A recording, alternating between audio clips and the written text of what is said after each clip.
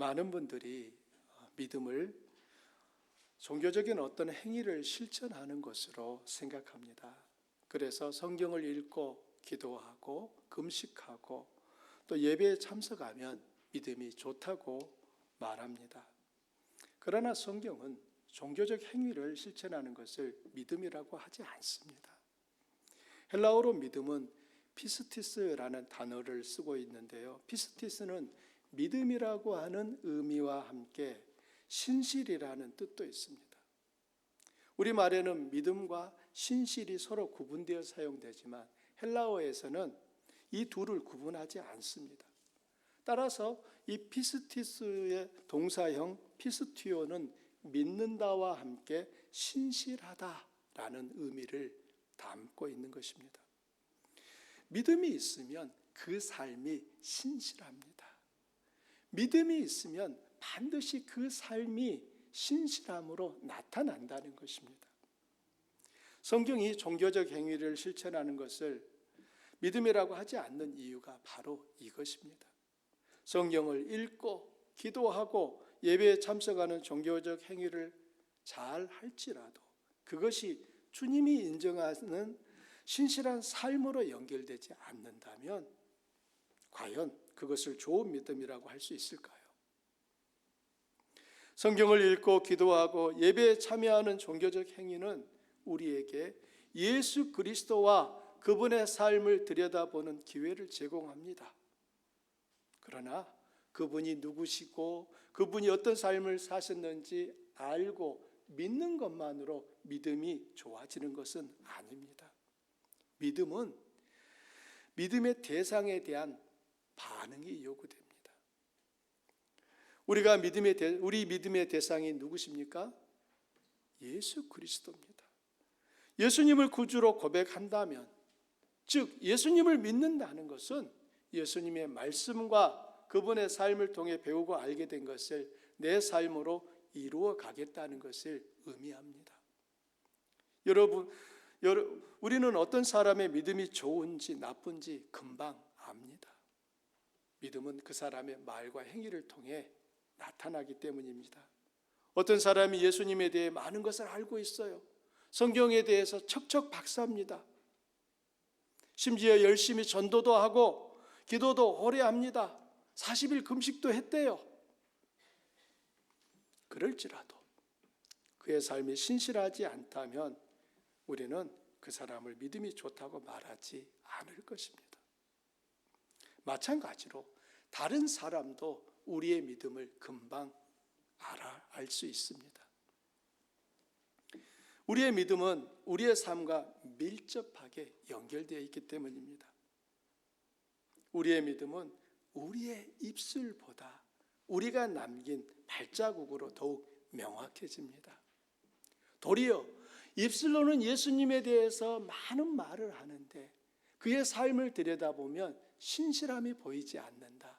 그럴 때 오히려 그 사람은 다른 누군가를 주님께로 나아가는데 걸려 넘어지게 하는 걸림돌이 되고 마는 것입니다. 오늘 본문은 예수님이 다시 회당에 들어가셨다는 말씀으로 시작합니다. 예수님이 들어가신 그 회당에 한쪽 손이 마른 사람이 있었어요. 한쪽 손이 말랐다는 것은 그 사람의 한 손이 오그라들거나 마치 힘이 없는 것처럼 시들어 있다는 의미입니다. 이 사람이 언제부터 손이 말랐는지는 분명치 않습니다. 태어날 때부터 그랬는지 아니면은 혹은 어떤 사고나 질병으로 이렇게 됐을 수도 있겠죠. 어떤 경우든 그의 손은 현재는 아무 쓸모가 없습니다. 달려 있으나 없는 것과 마찬가지라는 것입니다. 누가복음을 기록한 누가는 그 사람의 그 손이 그의 오른손이었다라고 자세히 덧붙여 기록하고 있습니다. 아마도 누가는 의사였기에 더 세밀하게 보았을 것으로 생각됩니다. 그 사람을 예수님도 보았고 회당에 참석한 사람들도 보았습니다. 그런데 예수님이 그 사람을 주시하는 목적과 사람들이 그를 바라보는 이유는 서로 달랐습니다. 그들은 예수님을 고발할 근거를 찾기 위해 예수님을 지켜보고 있는 거예요.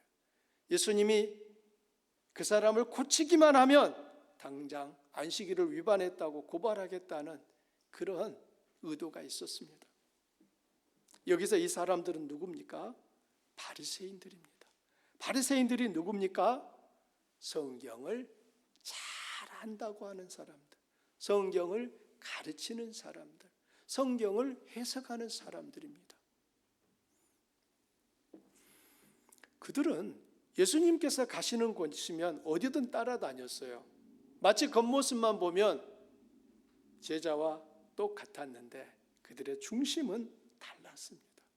예수님을 사랑하고 존경해서가 아니라 예수님을 고발할 빌미를 찾기 위해서였습니다. 만일 그들이 예수님을 하나님의 아들로 온전히 고백할 수 있었다면 그들의 그 열심은 그들을 생명의 길로 이끌었을 것입니다. 안타깝게도 그들은 예수님이 행하는 것을 직접 보고 예수님이 전하는 말씀을 직접 들으면서도 예수님을 거부했습니다. 그로 인해 그들은 가장 불행한 사람들로 남았습니다. 생명의 길과는 전혀 관계없는 삶을 살게 된 거예요. 비록 말씀을 가르치는 삶은 계속 살았을 것입니다. 그러나 그들과 생명의 길은 너무나 멀게 느껴집니다. 이런 점은 우리에게 비록 예수님에 대한 정보와 지식은 많이 가지고 있을지라도 그것이 믿음으로 연결되지 않는다면 차라리 그러한 삶은 예수님을 알지 못했던 사람보다 더 악할 수밖에 없다는 것을 일깨워 줍니다. 예수님이 손마른 사람에게 한가운데 일어서라고 말씀하셨습니다. 그를 살리시려고 하는 주님의 마음이 보입니다. 그리고 사람들에게 물으셨어요. 안식일에 선을 행하는 것과 악을 행하는 것, 생명을 구하는 것과 죽이는 것, 어느 것이 옳으냐? 여기서 선을 행한다는 것은 생명을 구하는 것이고 악을 행하는 것은 죽이는 것을 의미합니다. 여러분도 그 회당의 한 자리에 앉아 있었다고 생각해 보십시오. 예수님이 물으시는 거예요. 안식일에 선을 행하는 것이 옳으냐? 악을 행하는 것이 옳으냐? 여러분 대답은 어떻게 하시겠습니까? 예수님의 물음을 들은 사람들이 잠잠했습니다.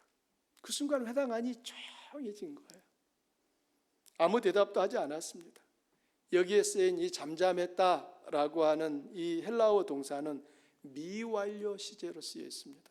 헬라어에서 이 미완료 시제가 의미하는 것은 어떤 행동이 아직 끝나지 않고 계속되고 있다는 뉘앙스를 담고 있습니다. 예수님이 물으셨는데 그들이 계속해서 아무런 대답을 하지 않고 있다는 거예요. 아마 우리 주한 성도님들이 그 자리에 계셨으면 선을 행하는 것이요 라고 당연히 대답하셨을 거예요. 그런데 아무도 대답하지 않았습니다. 여러분 그들이 정말 그 회당에 있었던 사람들이 모두 다 예수님의 말씀에 동의하지 않았기 때문에 대답하지 않았을까요? 그럴 리가요. 분명히 이 바리새인들과 달리 예수님의 말씀에 동의하는 사람들도 있었을 것입니다. 그런데 왜 아무도 대답하지 않았을까요? 예수님 편을 들었다가 바리새인들에게 찍히면 앞으로 사는 것이 힘들어. 그래서 이럴 때는 아무 말도 하지 않는 게 지혜로운 거야. 이런 결정을 했을 수도 있습니다. 그럼 다시 하나 여쭤봅니다. 예수님은 왜 그 손마른 사람에게 한가운데 일어나 서라고 하셨을까요?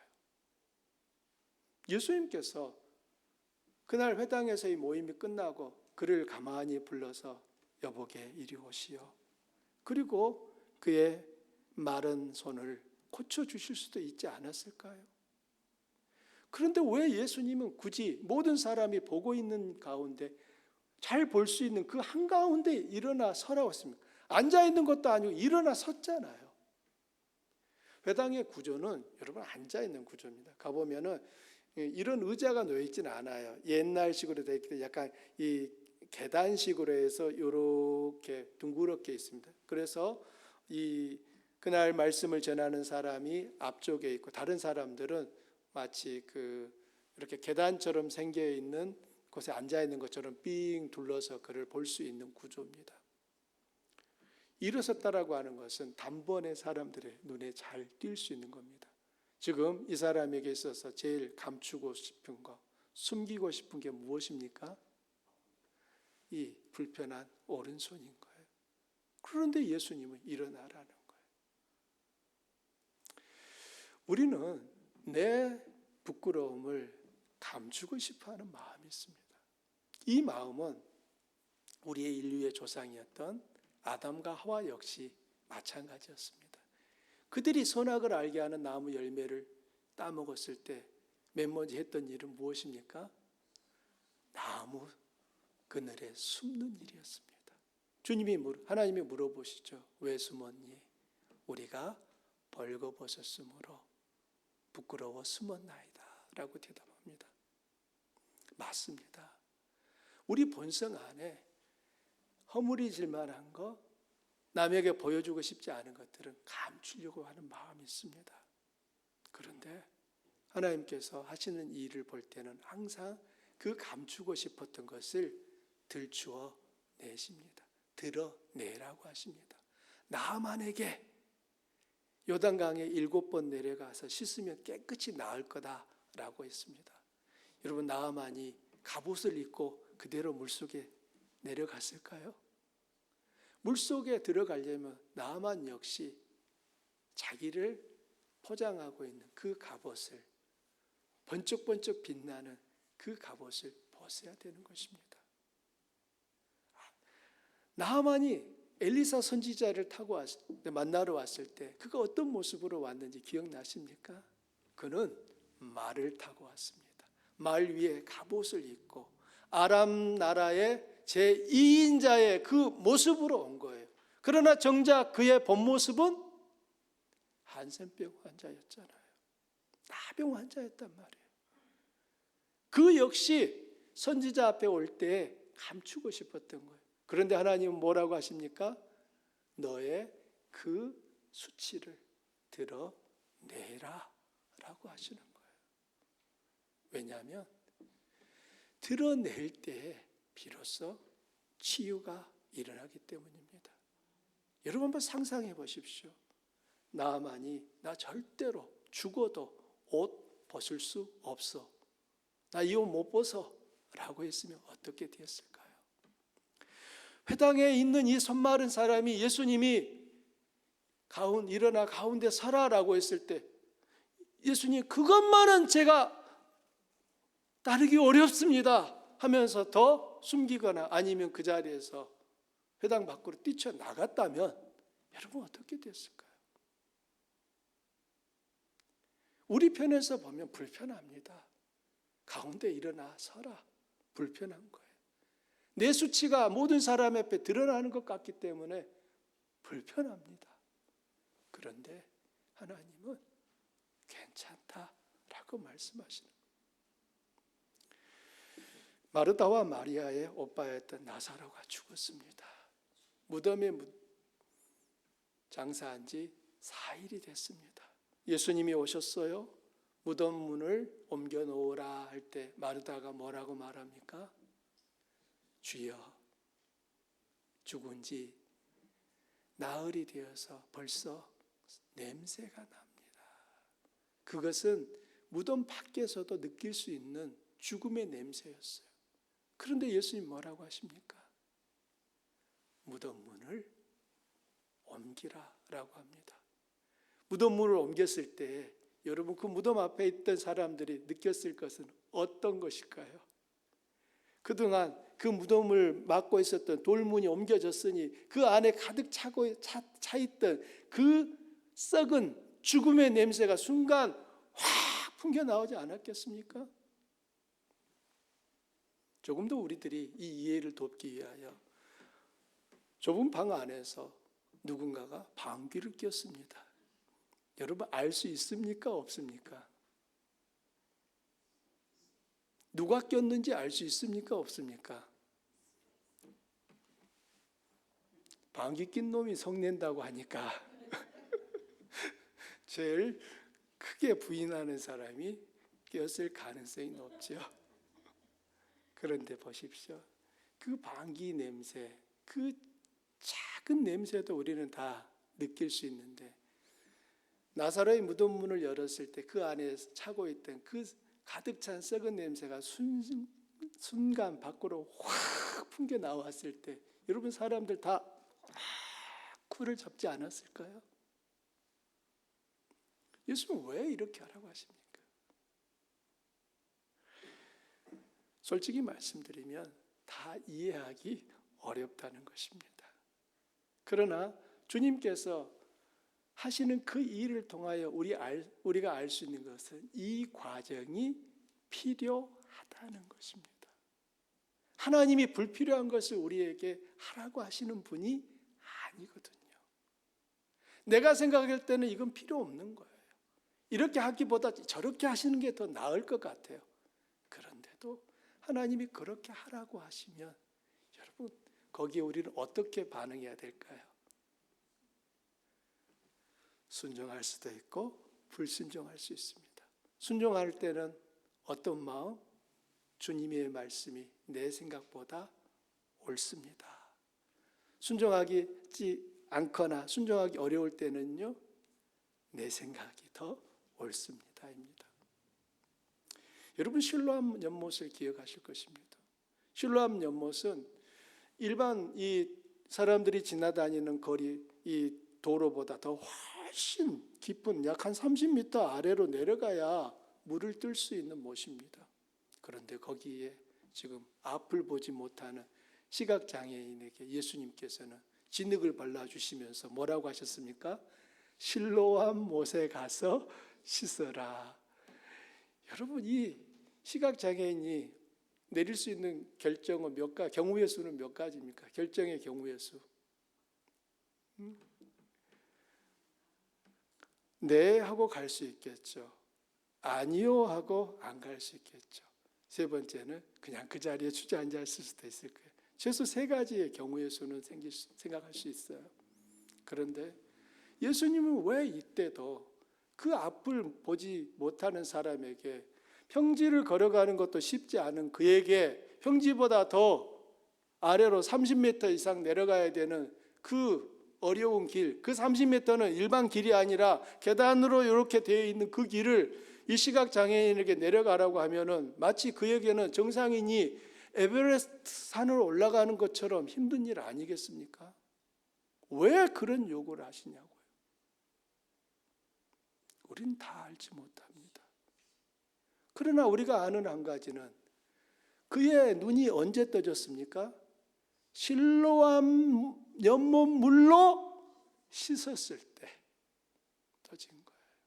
그럼 여러분 실로암 연못 물이 다른 물보다 더 치료의 효능이 강력하기 때문입니까? 아닌 거예요. 나만의 나병을 깨끗이 고쳐준 그 요단강 물이 아람 나라의 강물보다 더 깨끗하기 때문입니까? 그럴 리가요. 실로암 연못 물에도 요단강 물에도 치료의 효능은 없습니다. 무엇이 치유를 가져왔습니까? 순종이었고 그 순종이 믿음의 증거가 된 것입니다. 그렇기 때문에 믿음과 삶은 연결되어 있는 거예요. 믿음은 반드시 신실한 삶으로 나타나게 되어 있는 거예요. 우리 성도님들이 어떤 사람에게 대하여서 많은 분이 속는 일들이 있어요. 사실 그래요. 우리 신자들은 비신자보다 잘 속으시는 것 같아요. 제가 볼 때는. 왜냐하면 자기 마음이 좋으니까 상대방도 좋겠거지 그런 생각들을 하시거든요. 그래서 주로 이 사기를 당하는 경우도 성도들이 자주 당해요. 그리고 사기를 치는 사람이 자기를 목사라고 소개하고 장로네 권사네 하게 되면 더 믿어줍니다. 그런데 분명히 말씀드립니다. 그때 사기 당해놓고 우리 성도님도 그러죠. 하나님 왜 안 막아주셨냐고. 하나님 살아계시면 내가 그 어려움 당할 때 그 놈이 나쁜 놈이다 라고 하는 것을 알게 해주셔야지 왜 가만두셔가지고 이런 엄청난 마음고생과 물질적 손해를 보게 하시냐고 투정하시는데, 여러분 그건 하나님 탓할 일이 한 개도 없는 거예요. 내가 그 순간 지혜가 부족했던 거예요. 분명히 성경은 우리에게 믿음과 그의 삶은 서로 연결되어 있기 때문에 그 삶을 보면서 그 사람의 믿음의 유무를, 정도를 알 수 있는 거 아니겠습니까? 우리가 한 가지 아는 사실은 하나님이 말씀하신 것은 그 과정이 필요하기 때문이다라는 그 사실인 거예요. 저도 아직 하나님 하시는 일 다 잘 모르겠습니다. 앞으로 100년이 지나면 제가 하나님의 뜻을 다 알 수 있을까요? 그럴 리가요. 여러분은요, 100년 지나면 나 하나님 뜻을 이제 다 통달했어 라고 하실 수 있을까요? 그럴 리가요. 우리는 하나님을 신뢰함으로 믿음의 길을 걸어가는 것입니다. 내가 알고 이해했기 때문에 가는 게 아닌 거예요. 나를 사랑하시는 그 하나님께서 이끄시는 길이라면 내게 유익하기 때문에 하신다는 사실을 아는 것입니다. 그걸 믿는 거예요. 내가 볼 때는 가시밭길이에요. 제가 조금 싫어하는 표현이 하나 있습니다. 인사치레 많은 분들이 이렇게 말해요. 꽃길만 걸으세요. 여러분, 이 세상을 사는 동안 꽃길만 걸으세요는 이루어질 수 없는 소망인 거예요. 하나님도 그건 안 이루어 주셔요. 꽃길만 걷게 했다가는 그 사람 망칠 것이 뻔한데 하나님 어떻게 그런 일을 하십니까? 그러니까 우리가 부르는 찬송에 뭐라고 합니까? 꽃길만 걸는 찬송은 없어요. 아골골자 빈들에도 태산을 넘어 험곡에 가도 가시밭길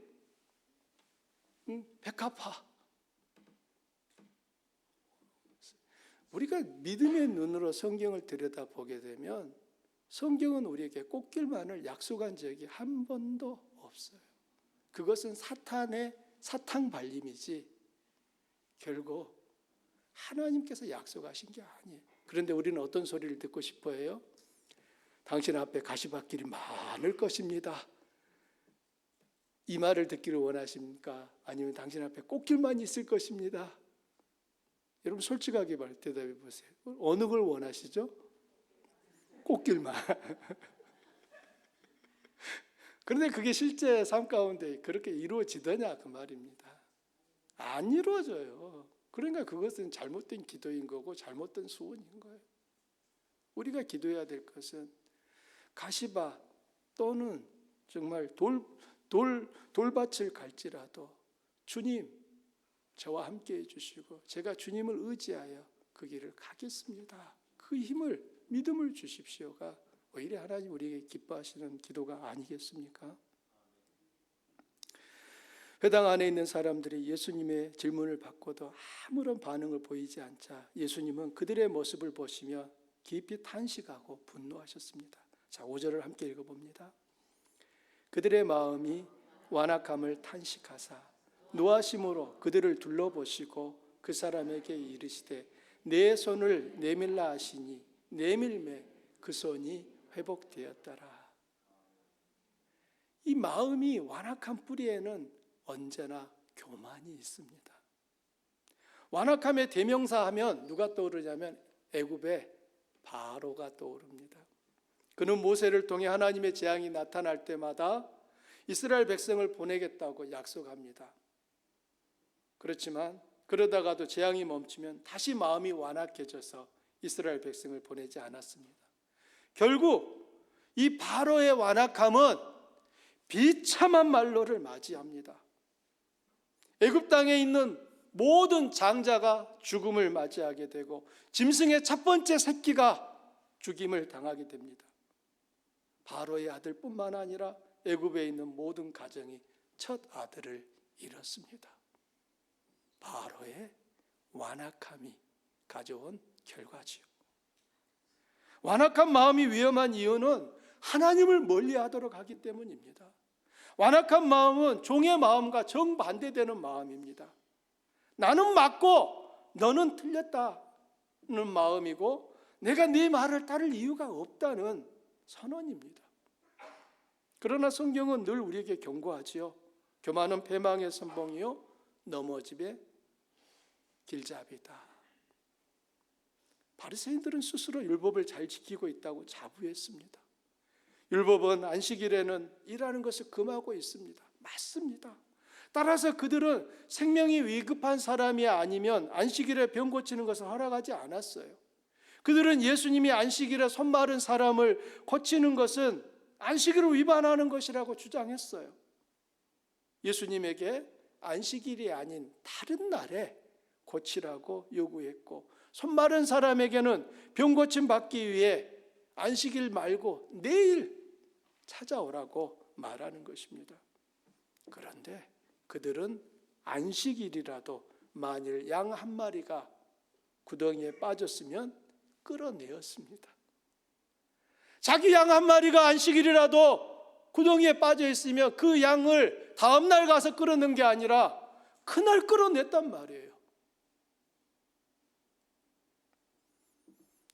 이런 일은 왜 예수님이 바리새인들의 완악함에 분노하시고 근심하셨는지를 설명해 주는 대목이 됩니다. 율법의 정신은 사람을 살리는 것이지 죽이는 것이 아닙니다. 하나님이 안식일을 주신 것은 사람을 위해 주신 것이지 사람이 안식일을 위해 있는 게 아니에요. 그렇다면 답은 간단합니다. 그날이 안식일이라도 손 마른 사람을 고쳐주는 것이 옳습니까? 아니면 다음 날 오라고 해야 옳습니까? 그가 회복되고 고침받고 새로운 삶을 사는 것이 하나님의 뜻입니다. 예수님은 하나님의 뜻을 실천하셨습니다. 우리의 믿음도 마찬가지예요. 우리가 하나님을 믿는 것이 삶 속에서 어떻게 발현되어야 할까요?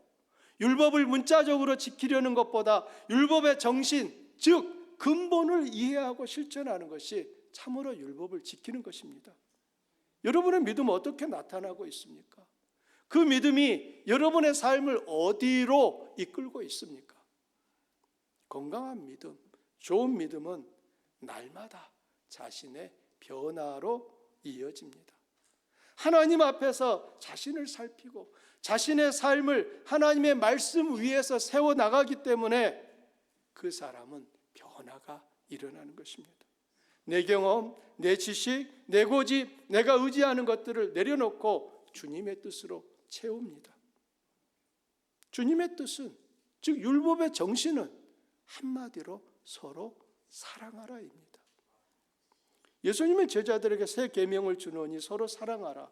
내가 너희를 사랑한 것 같이 너희도 서로 사랑하라. 너희가 서로 사랑하면 이로써 모든 사람이 너희가 내 제자인 줄 알리라고 말씀하셨습니다.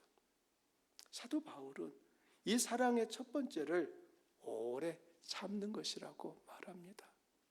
예수님이 제자들에게 서로 사랑하라 라고 하셨는데 도대체 사랑을 실천하는 게 무엇인지 바울은 고린도전서 13장에서 이렇게 말합니다. 여러분 함께 읽어보십시오.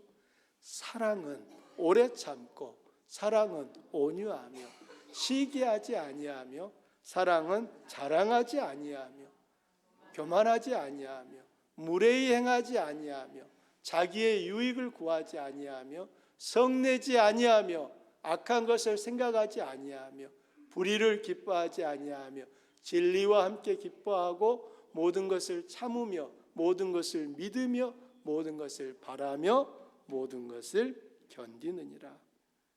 한마디로 사랑은 나보다 상대방을 생각하여 행동하는 것입니다. 상대방을 나에게 맞추려는 마음이 아니라 나를 상대방에게 맞추는 마음이고 태도입니다. 쉽지 않아요. 저절로 되지 않습니다. 왜냐하면 타락한 우리의 본성은 언제나 나 중심이기 때문입니다. 상대방에게 내게 맞추라고 하지 내가 상대방에게 맞추려고 하지 않습니다. 그러나 하나님의 사랑이 그에게 심겨지면 참된 사랑은 나보다 상대방을 높이고 배려하는 마음입니다. 사랑이 뜨거운 것이다 라고 생각하는 분들에게는 사랑은 오래 참고 하면은 당황스럽죠. 여러분, 왜 사랑이 오래 참는 것일까요? 오래 참을 수 없는 일이 너무너무 많이 일어나기 때문에 그런 거예요. 여러분, 남녀가 서로 사랑해서 알콩달콩 하다가 야, 우리 이렇게 헤어져서는 도무지 못 살겠다. 그냥 우리 한 집에서 살자. 그렇게 해서 시작한 게 결혼 아닙니까? 그렇게 해서 둘이 같이 살아요. 알콩달콩합니다. 깨가 막 서말씩 막 쏟아집니다. 그런데 항상 참기름 냄새만 납니까? 어느 날에는 비행 접시가 날아다니죠. 막 접시가 날르고 TV가 여기 있던 TV가 왜 저쪽 가서 누워 있고 뭐 여기저기 막 파편이 튀기고 목소리가 높아지고 저 사람이 저런 사람인 줄 알았으면 내가 다시 한번 생각해 봤을 텐데 할 그런 행동들이 서로에게서 나타납니다.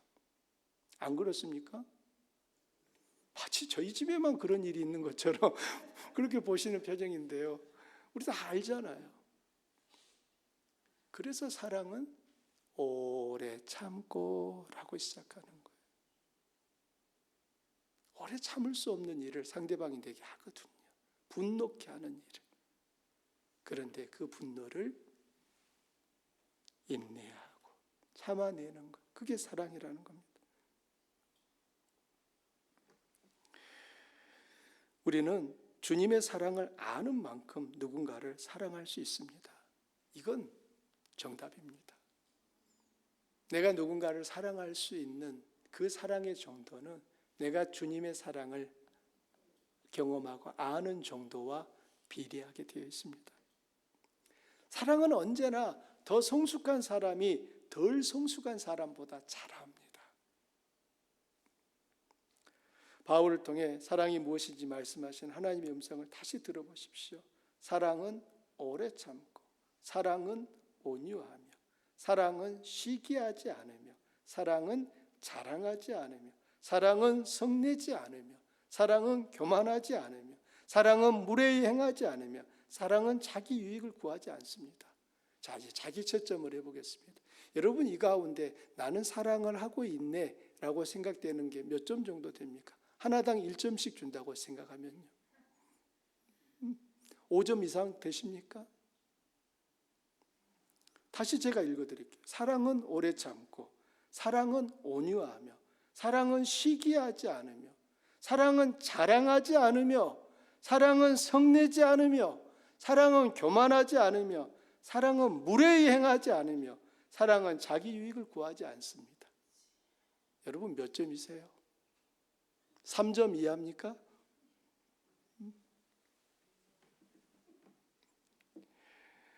우리는 입술로 사랑해라는 말을 하지만 실제로 성경이 가르치고 있는 사랑을 내가 하고 있는지 확인해 보면 참 많이 모자라구나 라고 하는 것을 우리는 느낍니다.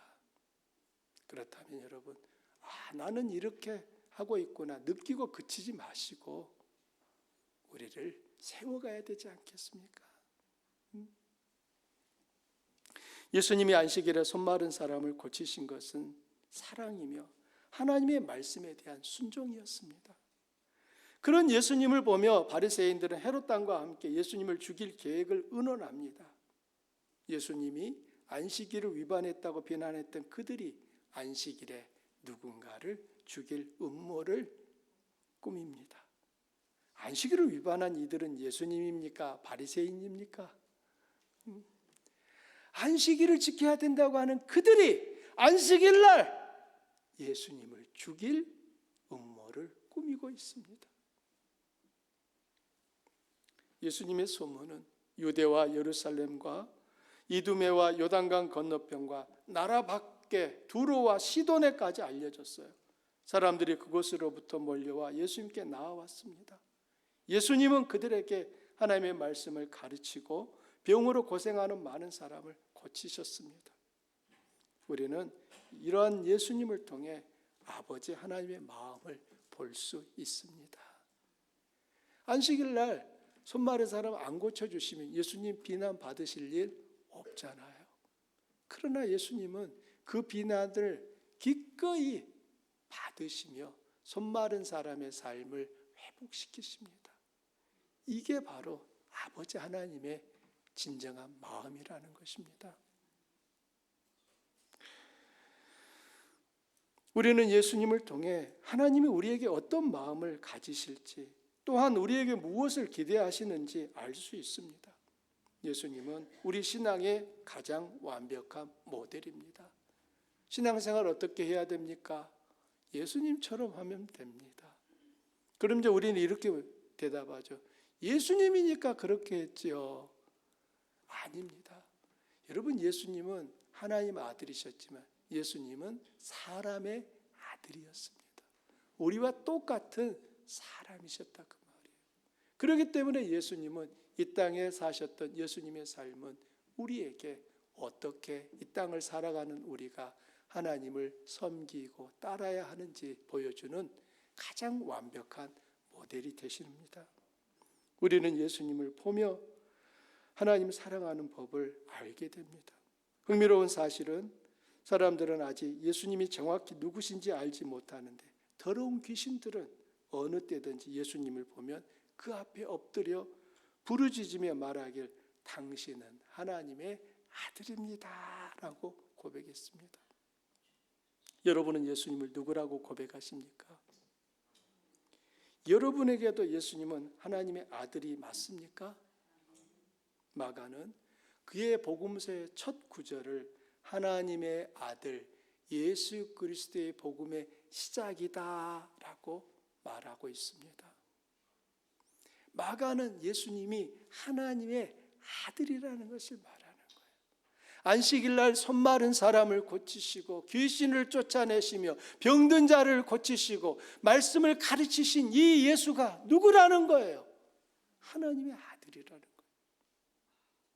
예수님이 진정으로 하나님의 아들이고 나의 구주시고 나의 주인이라면 우리는 그분의 말씀과 그분의 삶을 따라야 합니다. 그것이 진정한 믿음이고 생명 얻는 길입니다. 살아도 죽어도 나는 주의 것이라는 사도들의 고백이 우리 주한 가족들의 고백 되기를 기원합니다. 우리 함께 말씀을 생각하며 기도하겠습니다.